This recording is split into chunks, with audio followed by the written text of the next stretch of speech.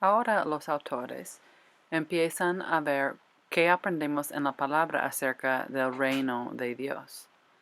Empiezan con el primer punto de que el reino es el dominio y gobierno de Dios. Así que el reino de Dios habla primero del dominio que Él tiene aquí. Obviamente Él es el gobernante de todas las cosas, pero sabemos que por el pecado el hombre se ha apartado de Dios. Pero Dios va estableciendo su reino persona por persona en el corazón de las personas que deciden someterse a Él. Así que ser parte del reino de Dios es someterse a su dominio.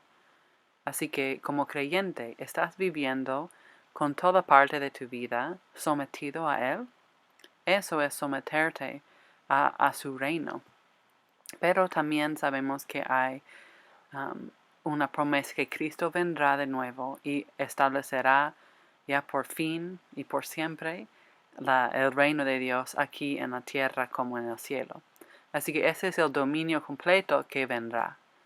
Así que el reino de Dios, en su consumación, cuando Cristo viene y lo consume, lo realiza por fin, habrá liberación completa en Cristo.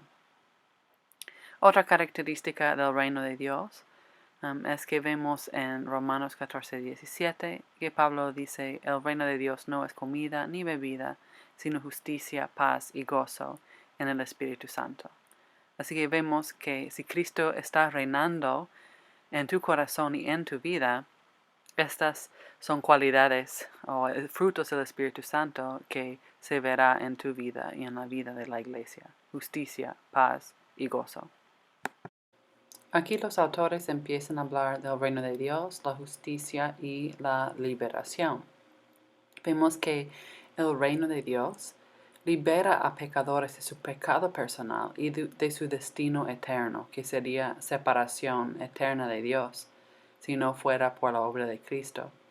El reino de Dios también les da esperanza de la justicia y la dignidad de Dios para ahora y el futuro.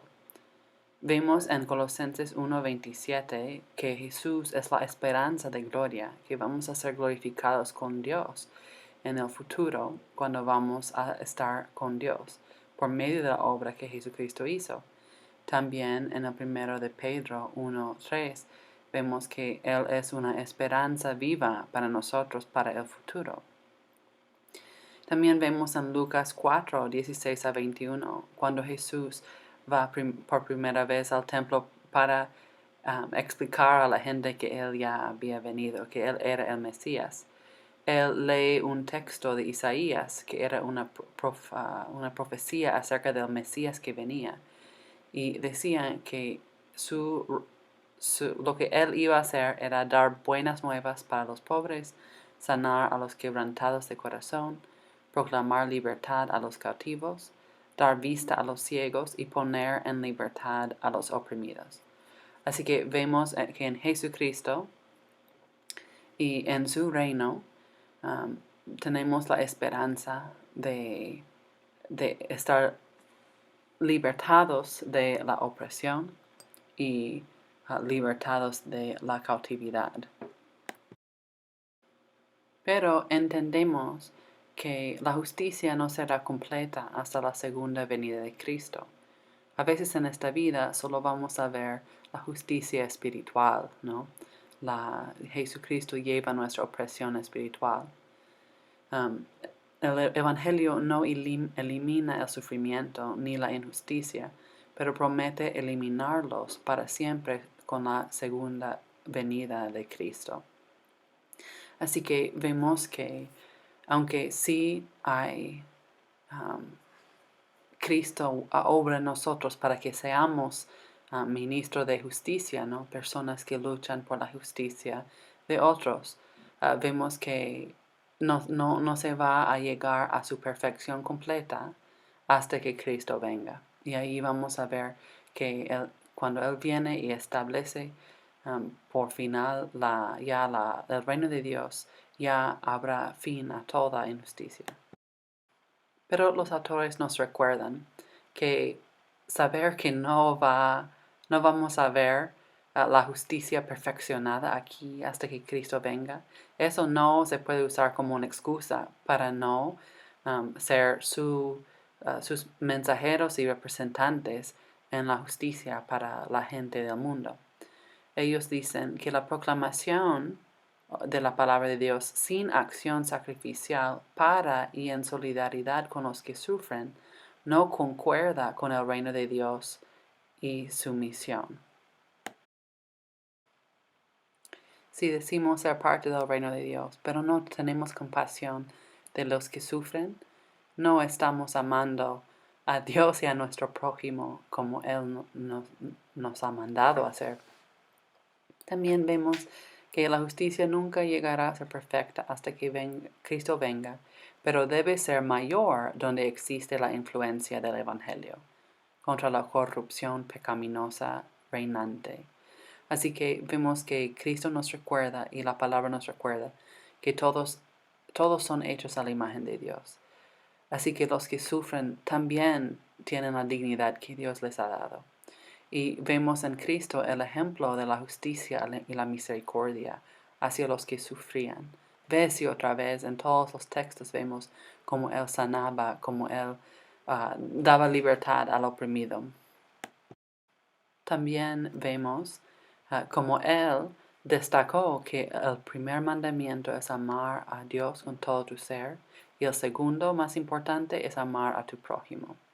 Así que vemos que todas estas cosas nos recuerdan que como creyentes entendemos que la justicia no llegará a ser completa hasta la segunda venida de Cristo, pero Él nos ha dejado como sus representantes, que muestran compasión al que sufre, que ayuda al pobre y que también ayuda al oprimido y busca luchar contra la corrupción y a la opresión. Así que vemos que el reino de Dios nos promete que en el futuro habrá un fin a toda la opresión y la injusticia. Pero también vemos que el reino de Dios en Cristo nos ofrece ya libertad de la opresión del pecado. Así que vemos aquí que el reino de Cristo en nuestra vida es lo que vence el pecado. Las consecuencias del pecado no solo son personal, pero también sociales. Vemos que todo el mundo está afectado por el pecado. Y vemos que los medios sociales, como el poder político revolucionario, pueden impactar estructuras sociopolíticos, quizás dando un poco de alivio a pobreza o a opresión, pero no pueden vencer el pecado que es la raíz del problema. Así que siempre van a existir estos problemas. El gobierno, no importa cuán bueno que sea, no puede poner fin a la raíz. Solo Dios nunca falla y tiene remedio permanente contra la injusticia. Y vemos que el papel de la Iglesia, aunque hay muchas en lo que puede ser parte de nuestro rol, es vivir en sacrificio, en compasión, en sumisión al reino de Dios, en nuestra vida personal, pero también como iglesia, en humildad, predicando con valentía, y vivir y enseñar por medio de la palabra los valores bíblicos del amor, gracia, dignidad, sabiduría, moralidad, etc. Allí una cita de los autores nos dice: mientras la humanidad espera inquieta, la Iglesia se involucra en la sociedad por medio del amor de Cristo, con el mensaje de verdad y justicia del Dios Santo, que muestra el perdón y la redención. El ser humano está inquieto, buscando una solución a los problemas en el mundo, pero vemos que Cristo usa su iglesia para mostrar su verdad y justicia, su perdón y su redención. Así que hemos visto ya algunas características del reino de Dios y del reino de Cristo que vence al pecado. Y aquí vamos a ver qué es el mensaje del reino. Pues el mensaje del reino de Dios es el Evangelio. son las buenas noticias que Cristo vino al mundo a salvar a los pecadores. ¿Y qué requiere el Evangelio? Requiere que seamos convencidos de nuestro pecado y de la verdad del Evangelio, la verdad de estas buenas noticias que Cristo vino al mundo a salvar a los pecadores. También requiere que nos arrepintamos de verdad y nos sometamos al señorío de Cristo, a Él como Señor de nuestras vidas. Y me gustó mucho esta cita en el Pacto de la Osana. Dice, ha sido dado a nosotros el Evangelio, y nuestra responsabilidad no es editarlo, sino proclamarlo. Y vemos en la primera de Corintios 1:17 que Pablo dice, pues no me envió Cristo a bautizar, sino a predicar el Evangelio, no con sabiduría de palabras, para que no se haga vana la cruz de Cristo. Así que vemos que Pablo entendía que su propósito era simplemente predicar el Evangelio de Dios y dejar que Dios obre. No dependía de la sabiduría o belleza de las palabras de Pablo, sino del poder de Dios por medio del Evangelio y la cruz de Cristo. Así que vemos que el mensaje del reino de Dios es el Evangelio. Eso es lo que proclamamos. Es un mensaje de salvación y es un mensaje de señorío del señorío de Cristo. Señorío de Cristo refiere a que Él es tu Señor, el jefe de tu vida, el que gobierna y dirige tu vida. Y vemos dos aspectos al señorío de Cristo en la vida del creyente. Hay un sometimiento inicial. Sometemos a Cristo como Salvador. Y allí logramos la resurrección de la muerte espiritual. Pero también seguimos sometiéndonos al señorío de Cristo. Es algo continuo. Y ahí, en ese sometimiento diario, es que somos santificados, purificados. Cada vez que yo digo no a mis deseos y digo que sí a obediencia a Cristo, ahí Él y su Espíritu Santo van santificándome, haciéndome más como Él cada vez más. Así que esta es parte del mensaje del reino. No es un mensaje de ven a Cristo, sálvate y después haz lo que quieras. Es ven a Cristo y sigue sometido a Él. Sométete a su señorío por siempre. Sigue andando con Él. También vemos que este mensaje del reino, que es el Evangelio, declara que la salvación viene solamente, exclusivamente por medio de Jesús. También este mensaje predica la cruz de Cristo, que es el poder de Dios para la salvación. Uno no predica a sí mismo o a las obras, sino predica que Cristo ya hizo en la cruz todo lo necesario para nuestra salvación. Y ahí está el poder de Dios para salvarnos. También el mensaje del reino es importante que el que lo predica y el que lo extiende, es importante que haga una invitación. Debe hacer una invitación.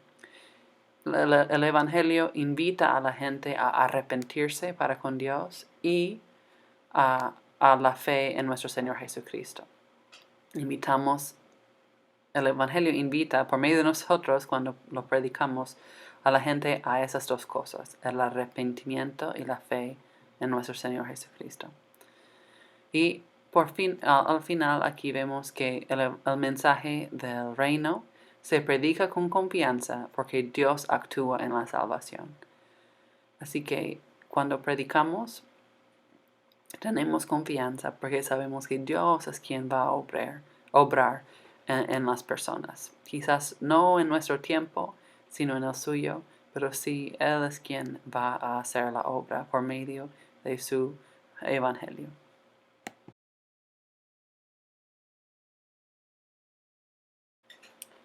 Ahora movemos a la sección acerca de la Iglesia. vamos a ver 8 puntos principales, que son cosas que aprendemos de la palabra acerca de la Iglesia y su rol en la misión. Número 1. La Iglesia es el instrumento principal para la misión de Dios. Un ejemplo viene del todo el libro de Hechos. Vemos que en el primer capítulo, Jesús, antes de ascender, Él deja con sus discípulos el rol, el trabajo de ser testigos de Él en toda la tierra. Así que vemos que Cristo básicamente les dice, ustedes van a seguir con mi obra y yo les voy a dar el Espíritu Santo para ayudarles con esta obra. Así que nosotros somos ahora el representante de Cristo en esta tierra. La misión de este siglo nos lleva fuera de los confines del templo. No podemos quedarnos dentro de la iglesia. No podemos simplemente decir, vamos a siempre hacer cultos evangelísticos y esperar que la gente venga. No es que un culto evangelístico es malo, pero si solo hacemos eso y no salimos fuera del templo para ir donde está la gente, como hizo Cristo, no podemos ser este instrumento principal como Dios quiere. Él decía que vayamos a todo el mundo, predicando el Evangelio y haciendo discípulos. El punto 2. La iglesia es una comunidad de creyentes en Jesucristo. Somos su pueblo, como nos dice en Pedro. Somos su cuerpo, como dice en la 1 Corintios. Somos una familia. Aunque no tengo un texto aquí para eso, sabemos que Dios es nuestro Padre. Somos adoptados en esta familia al recibir a Cristo. Y hasta habla de Cristo como nuestro hermano mayor, que va antes de nosotros. Y vemos también que la iglesia es edificada por Cristo y nace por medio del Espíritu Santo. Ahí vemos en Mateo 16, 18 de que Pedro declara que Jesús es el Cristo, Él es el enviado, el Mesías de Dios. Y después Jesús dice, y yo también te digo que tú eres Pedro, y sobre esa roca edificaré mi iglesia, y las puertas del Hades no prevalecerán contra ella. Así que muchos interpretan esto diciendo que Jesús está diciendo que Pedro es la roca sobre la cual va a edificar su iglesia. Y una comparación con el resto de la palabra no confirma que Dios pondría un ser humano como una roca, como fundamento de su iglesia. Pero otras interpretaciones que miran el texto original y miran la afirmación que Pedro acaba de hacer. Cristo le dice, ¿y ustedes quién dicen que soy? Y Pedro dice, tú eres el Cristo, el Hijo del Dios viviente. Así que muchos interpretan este texto diciendo que Cristo dice, sobre esa declaración que yo soy el Cristo, el Mesías, el Hijo del Dios viviente, sobre esa declaración voy a edificar mi iglesia.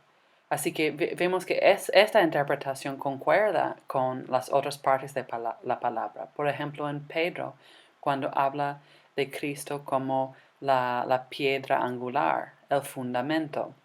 Vemos eso en varios libros del Nuevo Testamento. Así que vemos que la iglesia es edificada sobre Cristo. Si Él no es nuestro fundamento no será firme, será basado en algo humano. Así que eso es muy importante. ¿Dónde queda nuestro fundamento? ¿En nuestras obras, en opiniones o sobre Cristo, sobre quién es Él y sobre lo que Él nos ha enseñado? También vemos en el punto 4 que la iglesia es una comunidad de fe. Así que el autor habla aquí de que la fe es algo que cree que Dios va a cumplir con sus promesas. Así que la iglesia es una comunidad que vive en obediencia y obedece a la palabra de Dios, creyendo y confiando en que Dios va a cumplir con su parte, ¿no? Con todas las promesas que Él nos ha dado.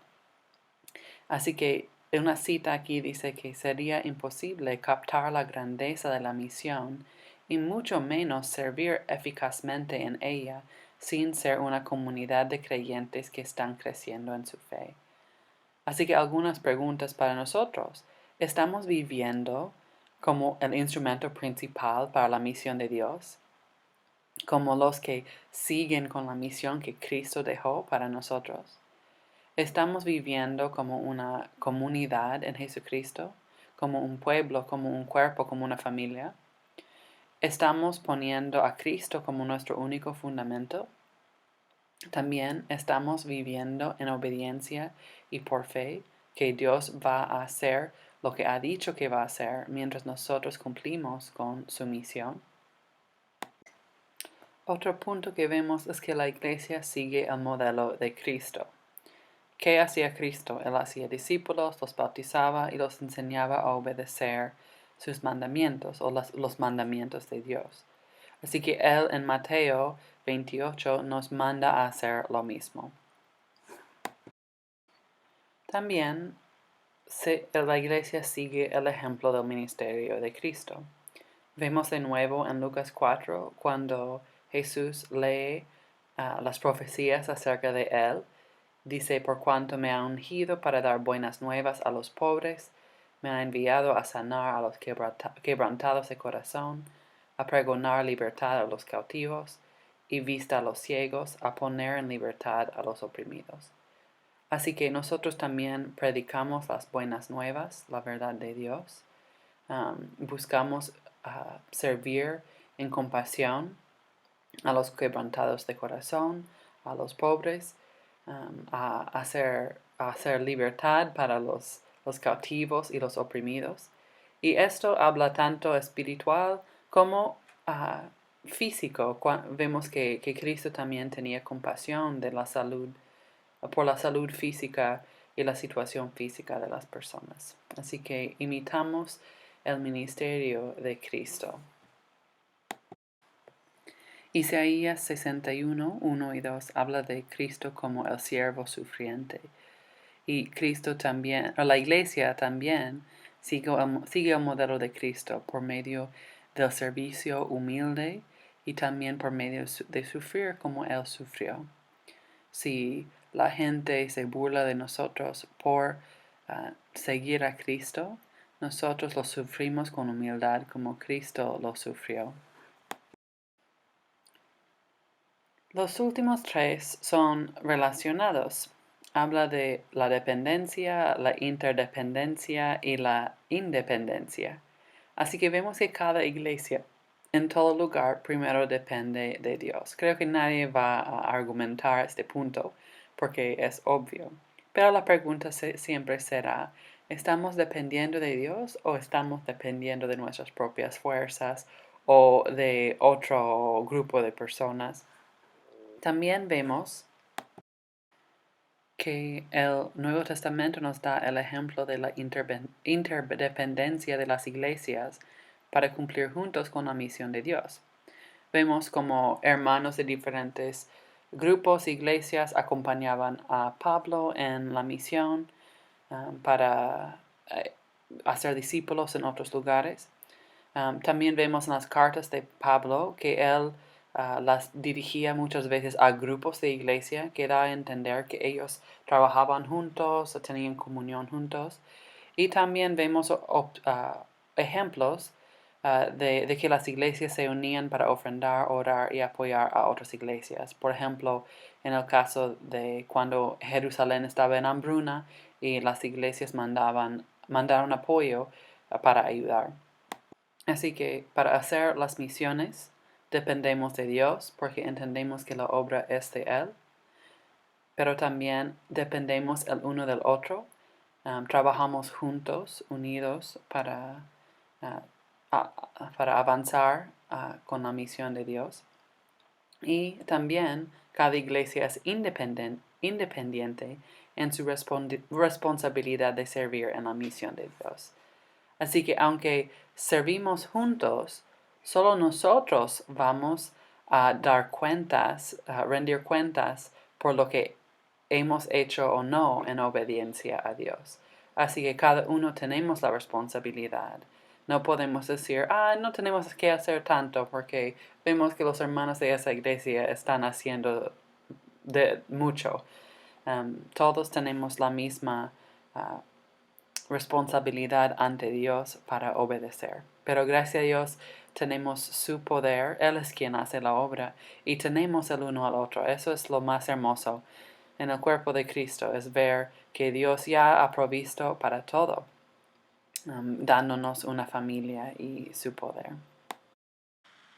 Así que hemos visto que una teología de misión consiste en estudiar la Biblia y los temas en la Biblia que nos enseñan más acerca de la misión de Dios y más acerca de nuestra responsabilidad en ella.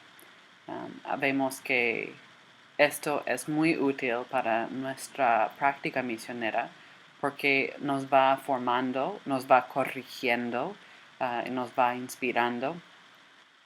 Aunque hay mucho más en la palabra que se puede aprender acerca de Dios, su carácter y su obra, Él es infinito y hay aún más acerca de Él que vamos a seguir aprendiendo, no solamente en su palabra, pero en su creación y en la eternidad con Él. Obviamente hay mucho más que podemos aprender acerca de Jesucristo, el Espíritu Santo y sus roles en las misiones, y también más que podemos aprender acerca del Reino de Dios y la Iglesia. Pero esta es una introducción y hemos visto algunas verdades que podemos encontrar en la palabra que nos ayudan a entender más la base para las misiones y qué es la responsabilidad que tenemos en las misiones.